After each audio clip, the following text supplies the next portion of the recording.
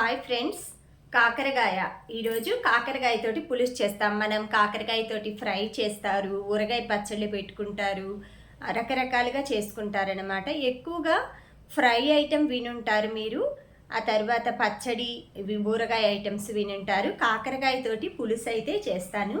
ఈరోజు మన చెట్టునే కాసిందనమాట. ఇలా సింగిల్ కాకరకాయ, రెండు కాకరకాయ అలా ఉన్నప్పుడు మనకి పులుసు అది పెట్టుకున్నామంటే చాలా బాగుంటుంది. ఇది షుగర్ పేషెంట్లకు కానీ ఈ పులుసు చాలా మంచిదన్నమాట. ప్రతి ఒక్కరికి డైజెషన్ ప్రాబ్లమ్స్ ఉన్న వాళ్ళకి కాకరకాయ అనేది నుళ్ళు పురుగులు ఇవి లేకుండా కడుపులో చక్కగా చేస్తుందన్నమాట. అందుకని కాకరకాయని పులుసు ఏ విధంగా చేయాలో ఈరోజు చూద్దాము. స్టార్ట్ చేద్దామా?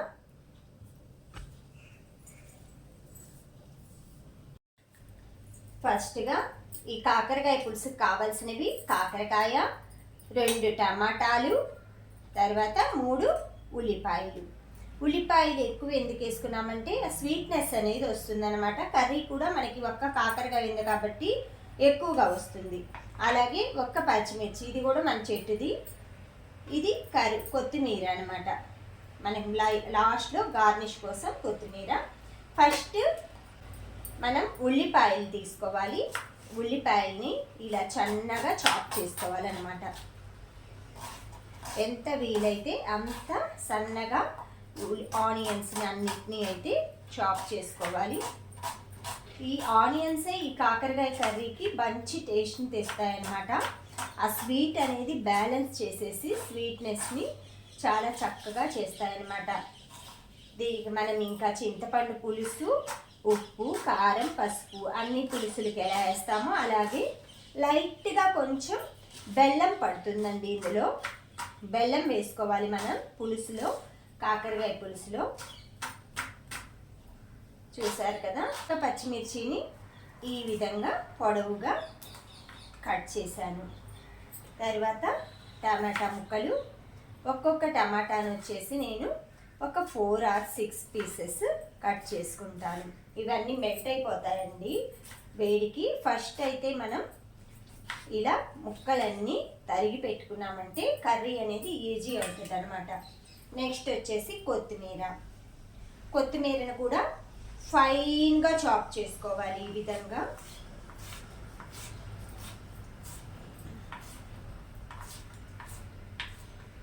నెక్స్ట్ మన అసలైన ఇంగ్రీడియంట్ వచ్చేసి కాకరకాయ అనమాట. దీన్ని ఏం పైన ఇవేమి నిప్స్ ఇవన్నీ తీయక్కర్లేదనమాట. ఓన్లీ ఆ చివర ఈ చివర కట్ చేసి మనం సన్నగా ఇలా చాప్ చేసుకోవాలి. మన దొడ్లో మనం మందులు అవి వేయకుండా పండించిన కూరగాయలు కానీ ఆకుకూరలు కానీ మనకి ఎంతో ఆనందాన్ని, ఆరోగ్యాన్ని ఇస్తాయి కదండి. ప్రతి ఒక్కరూ కూడా కొంచెం చిన్న గార్డెన్లో అయినా సరే చిన్నగా మొక్కలు పెంచుకోవడానికి ట్రై చేయండి. చూసారు కదా, ఇలాగా పీసెస్ కట్ చేసుకోవాలి. ఇప్పుడు ఈ కర్రీ ఎలా స్టార్ట్ చేస్తాం? స్టవ్ వెలిగించి బాండ్లీ పెట్టుకోవాలన్నమాట.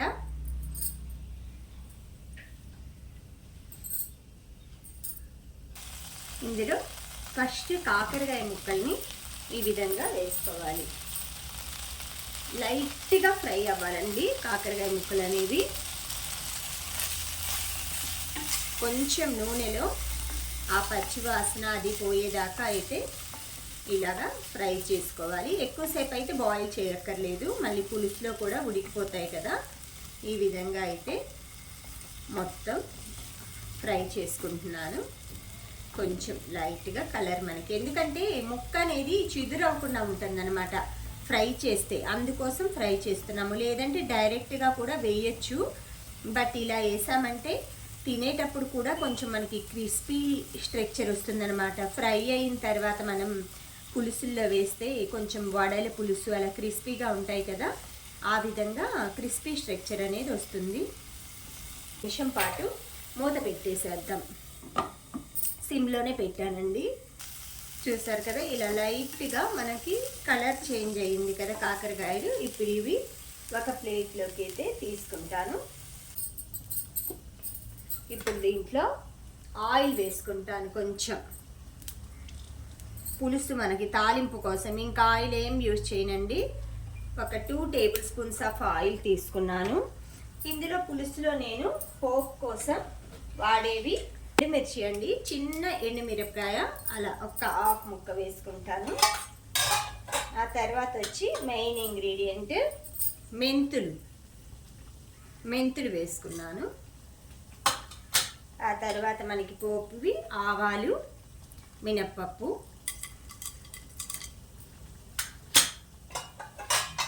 ఇవన్నీ కొంచెం బాగా చిటపటమనేదాకా ఫ్రై చేసుకోవాలి.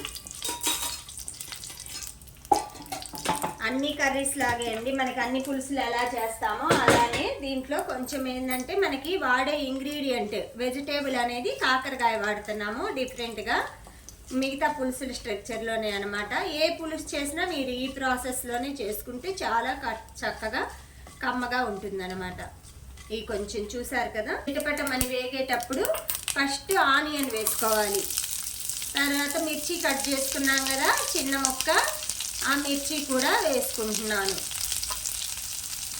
టమాటా మాత్రం ముందు వేయొద్దండి, వేగం అన్నమాట టమాటా వేస్తే. ఇలా చిన్న మంట పెట్టుకొని చక్కగా వేయించుకోవాలి. కొంచెం తగినంత సాల్ట్ ఈ ప్లేస్లో వేసామంటే ఈ స్టేజ్లో మనకి ఆనియన్స్ అనేవి తొందరగా ఫ్రై అవుతాయి అన్నమాట, బ్రౌన్ కలర్కి వచ్చేస్తాయి. ఇలాగా తగినంత పసుపు వేసుకోవాలండి. పసుపు సింపుల్గా ఈజీగా మనం చేసుకునే పులుసు అన్నమాట. కాకరకాయ పులుసు చాలా కష్టము, ఆ చేదు పోవాలి అనుకుంటాము. మీరు ఇంకా కొంచెం మీకు చేదు అలా అనిపిస్తుంది అనుకోండి, నాకైతే అస్సలు చేదే తెలియదండి. ఈ పులుసు నేను చాలాసార్లు చేశాను. మీరు ఇంకా చేదు అనిపిస్తుంది అంటే బియ్యం కడిగిన వాటర్ ఉంటాయి కదా, ఆ వాటర్లో కాకరకాయని నానబెట్టుకోండి కొంచెం సేపు. ఆ చేదు అనేది ఆ బియ్యం కడిగిన నీళ్ళు తగ్గిస్తాయన్నమాట. మనకి చెట్టు నుండి కాచిన కాకరకాయ కాబట్టి వేయించాక కూడా మనకి చేదు ఫ్రై స్మెల్ వస్తుందండి. అంటే ఎంత న్యాచురల్గా అది పండింది అనేది అర్థమవుతుంది అనమాట. ఇలాగా ఆనియన్స్ గోల్డెన్ బ్రౌన్ కలర్ వచ్చాక టమాటాలు వేసుకోను, కాకరకాయని వేయించిన కాకరకాయని ఇందులో వేసుకుంటానమాట. కొంచెం ఈ ఉల్లిపాయ స్వీట్నెస్ అనేది కాకరకాయకి పడుతుందండి, అందుకని టమాటా వేసామనుకోండి మళ్ళీ చప్పగా అయిపోతుంది అనమాట టేస్ట్. ఆ టమాటా ఫ్లేవర్ వేరుంటుంది, ఉల్లిపాయ ఫ్లేవర్ వేరుంటుందండి. ముక్కలు వేసుకోవాలి. టమాటా ముక్కలు వేసుకున్న తర్వాత కొంచెం అలా కలయి పెట్టేసి మూత పెట్టేసుకోండి. ఓకే,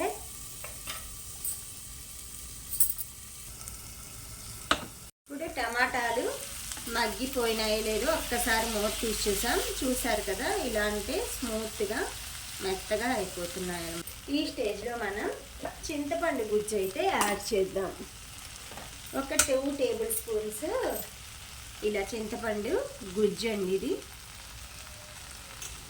2 టేబుల్ స్పూన్స్ వేసుకొని ఈ ముక్కలన్నిటికీ ఇలాగా పట్టించుకోవాలి. తగినంత వాటర్, ఎక్కువ వాటర్ వేయద్దండి ఎందుకంటే బాయిల్ అవటానికి టైం పడుతుంది, మనకి గ్యాస్ వేస్ట్ అవుతుంది. ఇలాగా తగినంత వాటర్ వేసేసుకొని ముక్కలు మునిగే వరకు, ఇదే మనకి వెంటనే తిక్కి స్ట్రక్చర్ వచ్చేస్తుంది అనమాట. మనం ఒక్క 2 మినిట్స్ ఆగి బెల్లం యాడ్ చేసేసుకోవటమేనండి, ఇంకేం అక్కర్లా. లాస్ట్లో ఫినిషింగ్గా కొత్తిమీర యాడ్ చేసుకోవటమే. ఇప్పుడు ఈ కాకరకాయకి ఈ చింతపండు పులుసు ఇవన్నీ అయితే పడతాయి. ఇప్పుడు మనం కొంచెం కారం యాడ్ చేసుకుందాం లైట్గా. ఆల్రెడీ ఒక పచ్చిమిర్చి వేసాం కదా, అవి చాలా ఘాటుగా ఉంటాయి. కొంచెం కారం వేసుకోవాలి. దీన్ని కొంచెం ఆ కారం కూడా పులుసుకంతా పట్టేలాగా ఈ విధంగా తిప్పేసేసుకొని మూత పెట్టేసేసుకోవాలి. ఒకసారి మూత తీసి చూద్దాము. చూసారు కదా ఇలా బాయిల్ అవుతుంది. కొంచెం సేపు అయితే ఆ ముక్కలు అయితే ఉడకనివ్వాలి. ఈ స్టేజ్లోనే మనం బెల్లం వేసేసుకోవచ్చు. కొంచెం చిన్న పీస్ చూసారు కదా, ఇంత పీస్ ఇందులో వేసేసుకోవాలి.